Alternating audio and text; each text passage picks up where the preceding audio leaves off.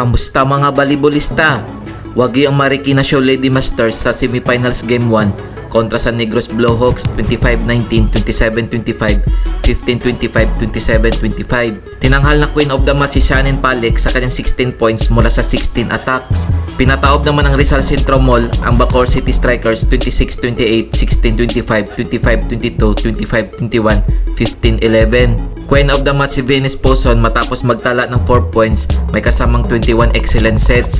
Kung umabot ka dito sa video na to, mag-like na at subscribe.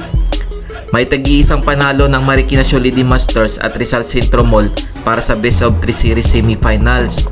Heto ang Semifinals Game 2 na gaganapin sa UPHSD Gymnasium December 10, 2023. Maghaharap ang Bacoor City Strikers at Rizal Centro Mall alas 3:30 ng hapon. Maglalaban naman ang Marikina Lady Show Masters kontra sa Negros Blowhawks alas 6 ng gabi.